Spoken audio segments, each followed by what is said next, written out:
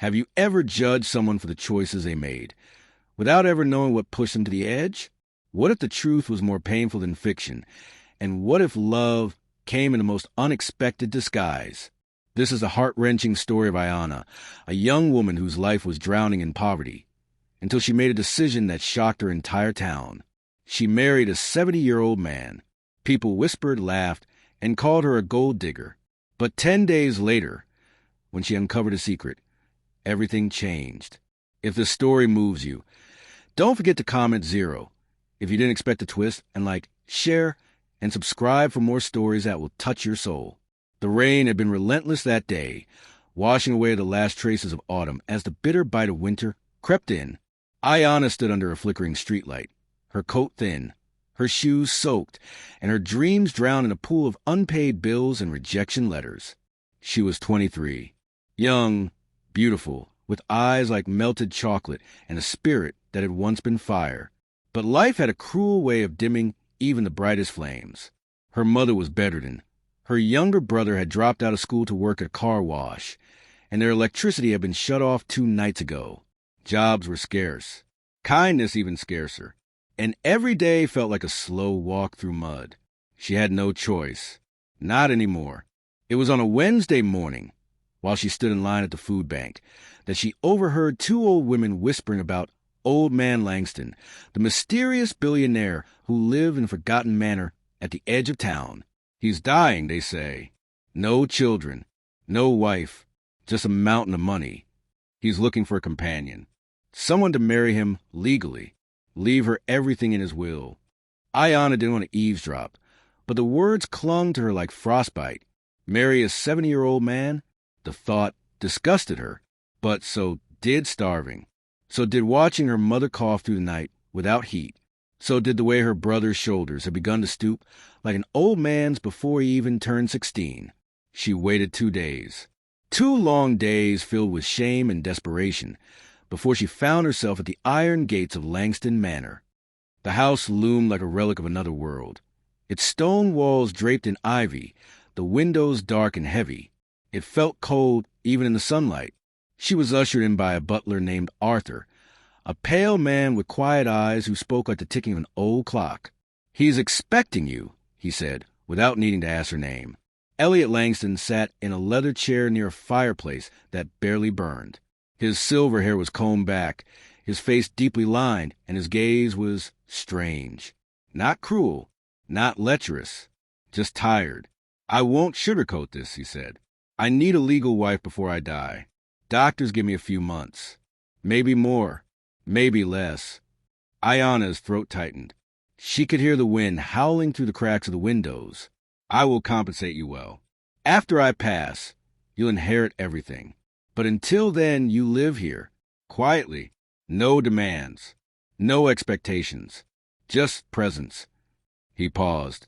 "You will never have to touch me." Ayana flinched at the bluntness, but inside, a small breath of relief escaped. "Why me?" she whispered. "Because you were the only one who didn't come here pretending to be something else."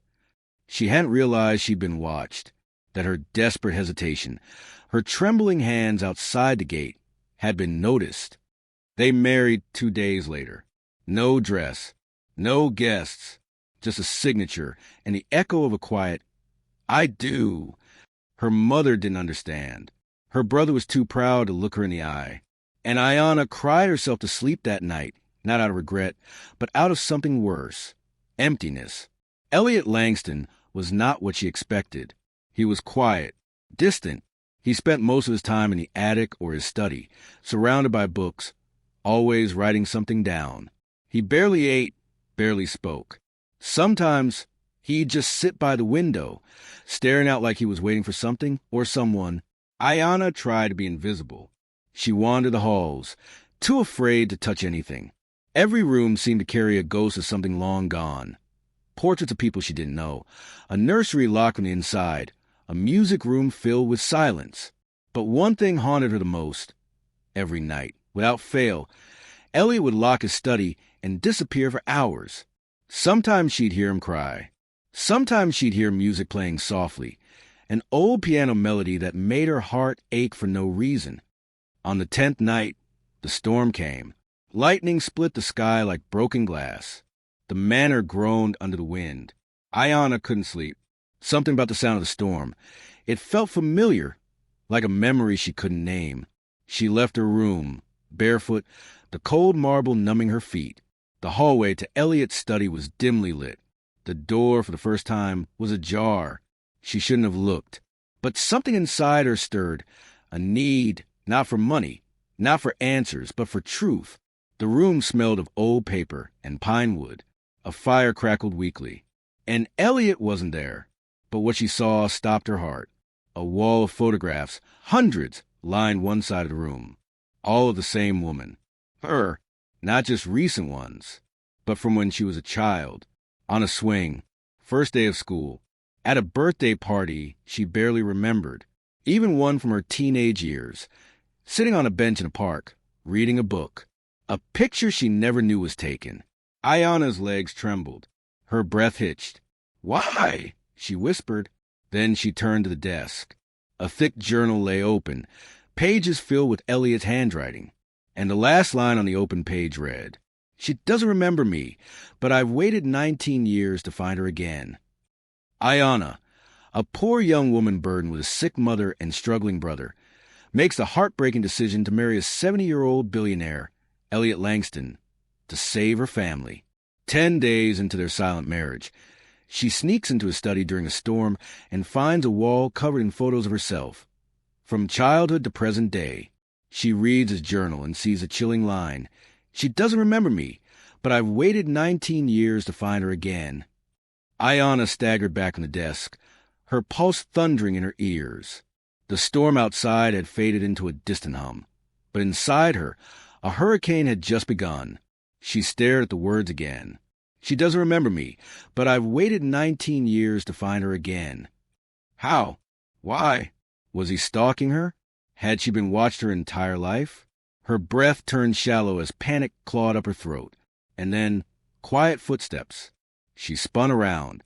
Elliot stood in the doorway. The firelight painted strange shadows across his worn face. He looked more tired than angry, more wounded than shocked. "You weren't supposed to see that," he said softly. Ayana's voice cracked. "What does this mean? Why are there pictures of me? Why were you watching me?" "I wasn't watching," he said, taking a hesitant step forward. "I was remembering." She backed away. "That doesn't make it less terrifying." He nodded, as if he expected her reaction. "Sit down, please. If you'll give me just 10 minutes, I'll tell you everything. And then, if you want to leave, I'll never stop you." Against her own instincts, she sat, because even through confusion and fear, there was something in his eyes, a sadness deeper than grief, a story that begged to be told. Elliot walked to the fireplace and sat across from her, the journal in his hand. He opened it slowly like an old wound. 19 years ago, I had a daughter," he began. "Her name was Marries. She was my whole world." Ayana blinked. The name stirred something faint in her memory. She was bright, wild, always running barefoot through the gardens, always asking questions. When she turned 20, she fell in love with a man I didn't approve of, a dreamer, poor, but I was too proud to see her happiness. I threatened to cut her off if she didn't leave him. His voice broke, just slightly, so she left me instead. Ayana's eyes softened, but she didn't interrupt. I never saw her again. For a long time, I told myself she'd come back, that she'd realize I was only trying to protect her. But the world doesn't always give second chances. He looked down. One night, I got a call. There had been a car accident. Marries died instantly, but she wasn't alone. Ayana's heart skipped. She had a little girl in the back seat, barely 4 years old. The man she loved had died the year before. The child survived. Her mouth went dry. She had no ID, no records. Somehow, she slipped through the cracks. The authorities placed her in a foster system before I even knew she existed. And by the time I did, she was gone. Ayana felt cold. I spent years looking for her. Hired investigators. Searched orphanages. Adoption records. Nothing. Until one day, I saw a picture in a local newspaper, a scholarship award, a girl who looked exactly like Mariella at that age. And I knew it was her. It was you. Ayana's entire body went numb. Her mouth opened, but no words came. I wanted to reach out, he said, to explain. But you were 17, then 18, and you were already living such a hard life. I thought maybe the only way I could make up for what I did to Mariella was to make sure you were safe, provided for, even if you never knew why. Her throat burned. Her voice barely escaped. Why didn't you just tell me? Why this marriage? Because I didn't think you'd believe me. And I'm dying, Ayana. I didn't want to leave this world without knowing you were secure. I didn't want you to think I was doing you a favor. I wanted to protect you quietly. He looked up, eyes filled with unshed tears. But then you came, to the gates, not because of money, but because you had no other choice. And I realized I could finally do one last thing right. Silence stretched between them, thick and raw. Ayana could barely breathe. So, I'm your granddaughter. Yes. She stood slowly, her hands trembling. Why did my mother tell me about you? Why didn't I remember her? He swallowed hard. Trauma. You were in the car during the crash. Head injury. You were unconscious for days. The doctor said memory loss was likely. Ayana sat down hard. The world had shifted beneath her feet. That night, she didn't sleep. She wandered the manor again. This time, the silence felt different, heavy with meaning. She found the nursery on the 3rd floor and asked Arthur for the key. Inside, dust danced in the light. Old toys, a faded mobile, a journal labeled Mariella. And as Ayana opened the pages, tears spilled freely. She looks like her father, but she laughs like me. I know he's gone, but I have to keep going. For her, for Ayana, her name, written in her mother's hand. It was like a piece of her heart had been returned to her. The next morning, Elliot was in the garden, wrapped in a shawl. He was coughing again, but his eyes brightened when he saw her. She walked to him, slowly. I remember pieces now, she said, a voice singing to me, a swing, a woman's hand brushing my hair. He smiled faintly. Your mother used to sing to you every night. The same lullaby. I don't remember the words, she whispered. I do, he said, and then he sang it, broken, barely above a whisper. But the moment she heard the melody, Ayana broke down. She collapsed into his arms, and for the first time, he held her like a grandfather should, like family. For the next few days, the manor changed. Ayana brought light into its cold corners. She opened windows, baked for the first time in years, laughed, even if the joy was still uncertain. She sat with Elliot every day, reading aloud to him, feeding him soup, combing his silver hair, not out of duty, but out of love. And slowly, the puzzle of her life began to make sense. But Elliot's strength faded quickly. By the 7th day after the storm, he could barely walk. By the 8th, he could no longer leave his bed. And on the 9th, he called her into the study one last time. He handed her a sealed envelope. In case I don't wake tomorrow, he said, this is for you. Ayana's voice quivered. Don't say that. He smiled. We all have our time. I only wish I hadn't wasted so much of mine. She kissed his forehead. You gave me back my life. He looked at her, eyes soft. No, Ayana, you gave me back my soul. The next morning, the house was too quiet. No birdsong outside the windows. No soft hum of Arthur preparing breakfast. Just a hush, like the world was holding its breath. Ayana stood outside Elliot's bedroom door, the envelope pressed to her chest, her palms clammy. Her heart already knew. It was a silence of endings. She opened the door. Elliot lay still in bed, the same faint smile on his lips he had worn the night before. But his chest no longer rose. He was gone. Tears didn't come immediately. It was as if her body refused to believe it. She walked over, knelt by his bed, and rested her head on his frail hand. It was still warm. Thank you, she whispered, for everything. The funeral was private, just as he'd wished. Arthur arranged it all, and together with Ayana, they buried Elliot beneath the old oak tree in the Manor's garden, the same one where he used to read stories to Mariella as a child. Only when the sun had dipped behind the hills and the last shovel of earth was patted down did Ayana finally open the envelope. Inside were two items, a letter and a key. She unfolded the letter with trembling fingers. My dearest Ayana, if you're reading this, then I'm no longer beside you, but I am never far. You were my second chance. My light, the part of Mariella I never thought I'd see again. I know the truth shook you, but there is one more truth I couldn't bring myself to say out loud.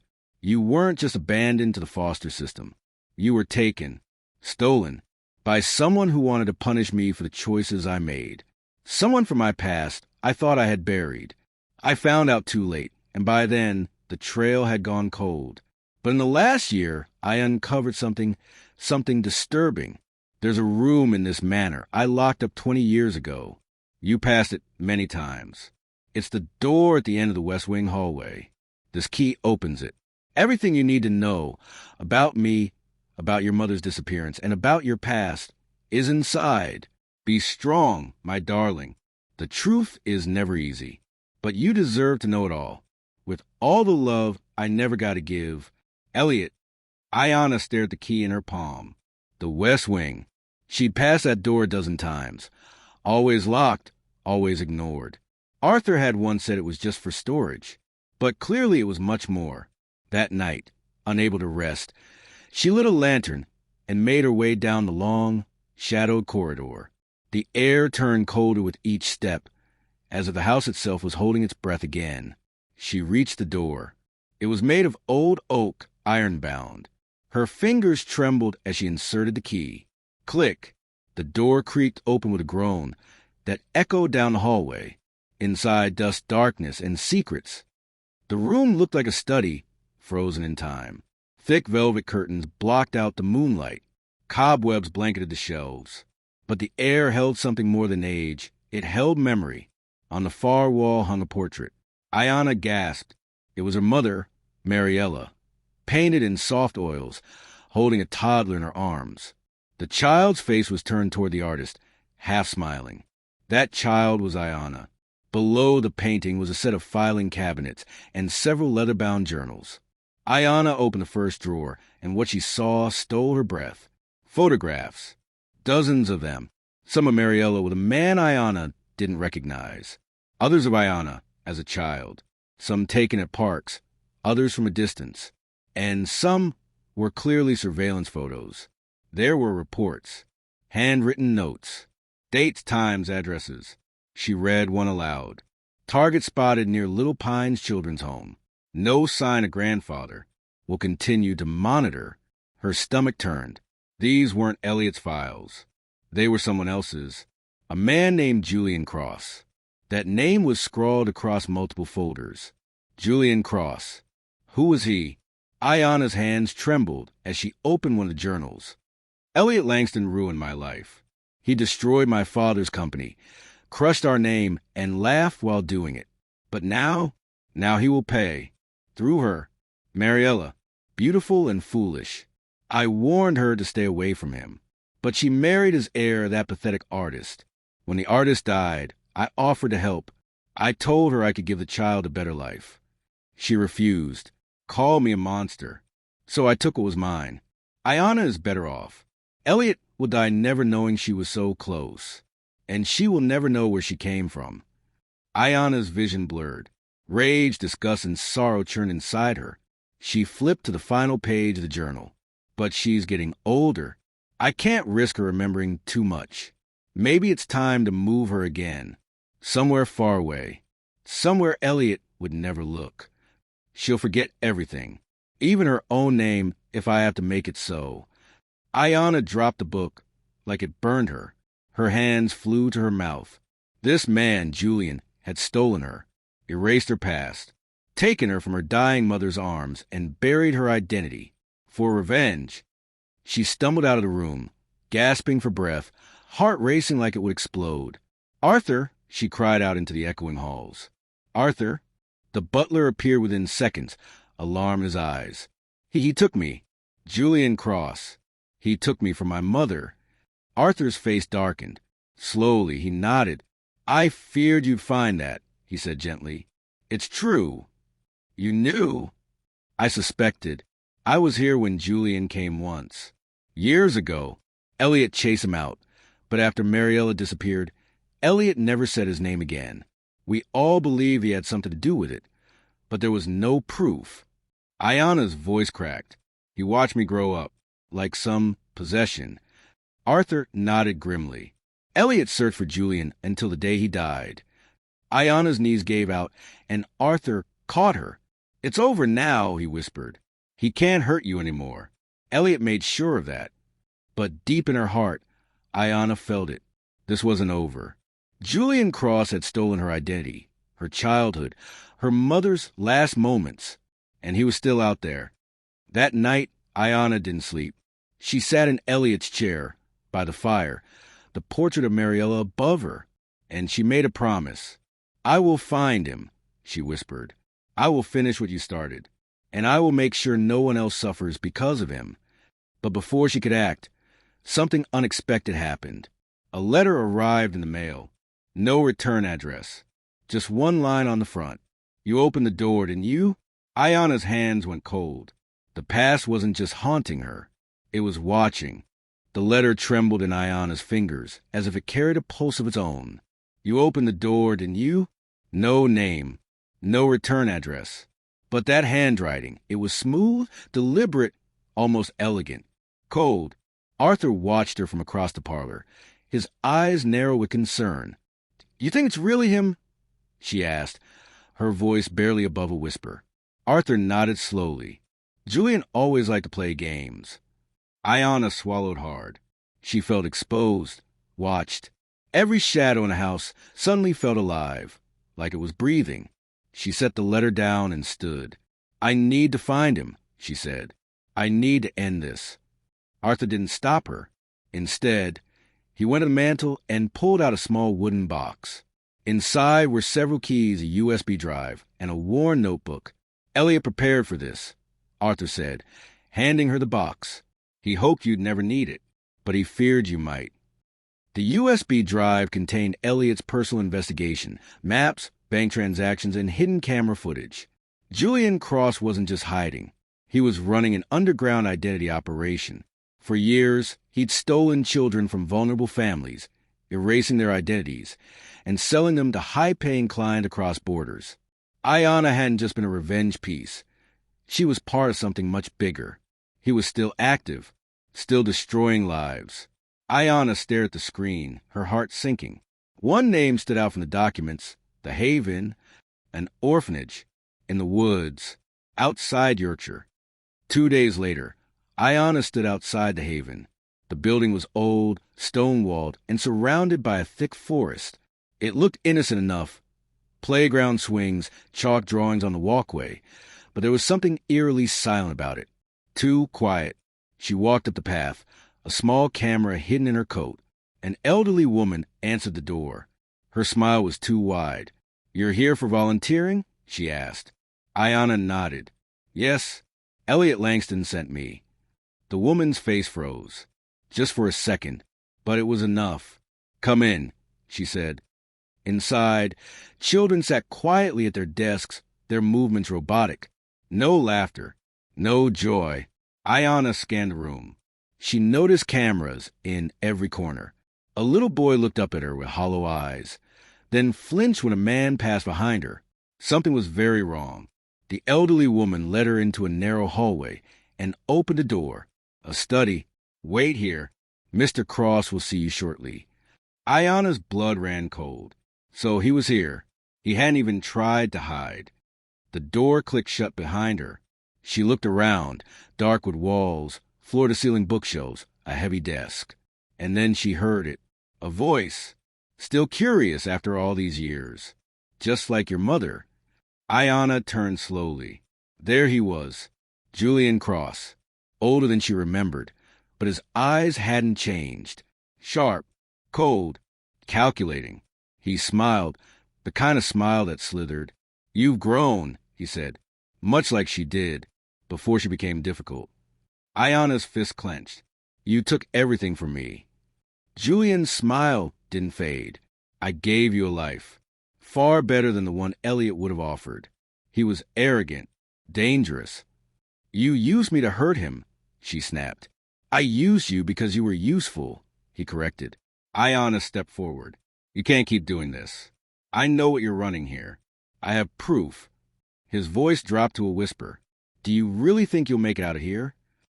The door burst open. Arthur stood there, breathless, holding up his phone. Police. 3 minutes away. Everything's uploaded. Julian's face twisted with rage. You fools think this ends with me? No, Ayana said. It ends with the truth. Julian lunged, one last act of desperation. But Arthur was faster, tackling him to the ground. Ayana pulled a phone from her coat and started live streaming. To anyone watching, she said, breathless, shaking, this is Julian Cross. He stole me when I was a child. He's behind a network that traffics children through fake orphanages. This is a haven. Outside, sirens wailed, and for the first time in years, Ayana felt safe. Julian Cross was arrested. The haven was shut down. Children were reunited with lost families. Investigations spread across the country. Elliot's evidence proved key in cracking the entire network. Ayana stood at the Manor window weeks later, watching spring breathe life back into the garden. A new beginning. Arthur entered quietly, holding a thick envelope. What's this? She asked. From Elliot's solicitor, Arthur said. His final gift. Inside was a deed. Elliot had transferred full ownership of his estate to Ayana, but that wasn't all. He'd also created a foundation, the Mariella Grace Trust. Its purpose? To help lost children find their way home, just like Ayana did. Later that night, Ayana visited the garden. The wind carried the scent of lilacs. She knelt by Elliot's grave, fingers brushing the inscription carved into stone. Family is not always born. It is found, chosen, and fought for. She whispered, You saved me, even when I didn't know who I was. Tears filled her eyes. But now I do. It had been 3 months since Ayana had stood at Elliot's grave, whispering her thanks into the wind. Life had slowly returned to a semblance of normality, at least as normal as one could expect after everything she had uncovered. She had poured her grief into the Mariella Grace Trust, working tirelessly to ensure its success.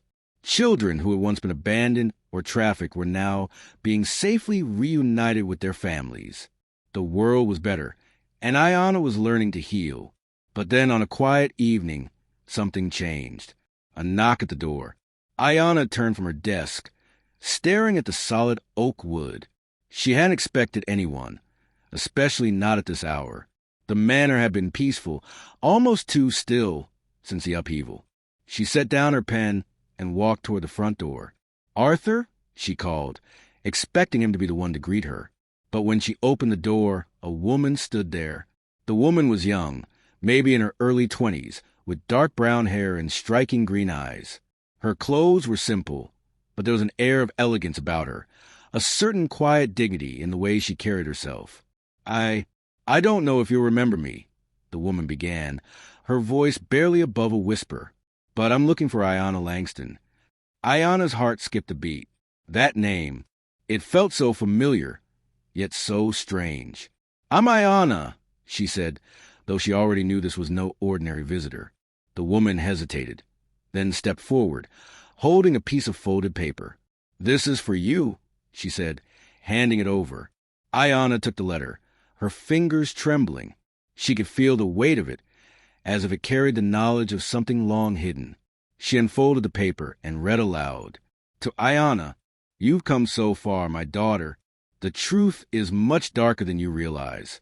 There's still one last secret that you must uncover. Ayana froze. Her breath caught in her throat. The letter was from her mother, the woman standing before her, the one with the piercing green eyes. Could she be the key to this last mystery? You're my sister, Ayana whispered, the words barely leaving her lips. The woman nodded. I don't know how to explain it, but I've spent my whole life trying to find you. My name is Lily. I'm your twin sister. The room felt as though the walls had shifted, closing in on Ayana. She staggered back slightly, her heart racing, her mind reeling with the sudden revelation. "You're my sister?" Ayana repeated, as though saying the words aloud would make them more real. Lily nodded again, her eyes filled with a mix of sadness and hope. "I don't know everything. I was told that I was an orphan. I grew up in foster homes, never knowing who I really was. But when I read about the foundation you've started, I knew it was time. I couldn't ignore it any longer." Ayana felt her legs weaken, and she sat down heavily on the nearest chair. "I don't understand. How is this possible? Why didn't I know about you?" Lily took a deep breath, clearly struggling with her own emotions. "Because I was never meant to know you. When we were babies, Julian Cross, he wasn't just after you. He wanted me too. He took both of us. But in the chaos of that night, my memories were erased. My identity was stolen, just like yours was, and I was placed in a different life." Ayana's mind spun.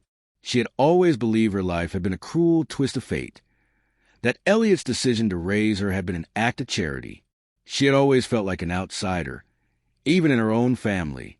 But this revelation shattered everything she had known. "And Elliot," Ayana whispered, "he knew?" Lily nodded. "He knew. He knew all along. But he had to keep you safe, Ayana. He had to protect you from the truth. He feared Julian would find you again. So he kept you away from the people who might know what had really happened." Ayana stared at Lily, as though seeing her for the first time. A sister. She had a sister, someone who shared her blood, her history, her pain. But why had fate kept them apart for so long? "Why didn't you come sooner?" Ayana asked, her voice shaking. Lily hesitated. "I tried. For years, I tried to find you. But Julian kept us hidden. And when I finally escaped, I didn't know where to turn." Ayana reached out, taking Lily's hand. It felt as though the pieces of her life were falling into place, but there was still so much that remained unanswered. "Why now?" Ayana asked, her voice soft. "Why after everything?" "Because," Lily said, tears welling in her eyes, "I wanted to know you. I wanted to find you before it was too late. And now that I've found you, I want to help. I want to be part of your life, if you'll let me." Ayana sat in stunned silence for several moments, absorbing the weight of everything Lily had shared. But she felt something else too, a deep sense of relief. Her sister was here. She wasn't alone anymore. And then she looked out the window, at the sprawling estate, the foundation that had brought so much healing to others. She realized that her journey, though marked by pain and loss, had led her to this moment, a new chapter, with new family, new purpose. "I've always felt like there was something missing," Ayana said softly. "Now I know what it was." "You," Lily smiled, and for the first time, Ayana could see the bond between them, stronger than anything Julian Cross could ever have destroyed. In the following months, Ayana and Lily grew close. Together, they continued to build the Mariella Grace Trust, reaching more children, more families. The truth about their shared past became their strength, and together they found peace. Ayana looked out over the garden again, the flowers blooming as they always had. Elliot had given her more than she could have ever imagined. And now, her mother's legacy, her real family, was there ready to carry forward. The story of a lost girl finding her way home wasn't over. It was only just beginning.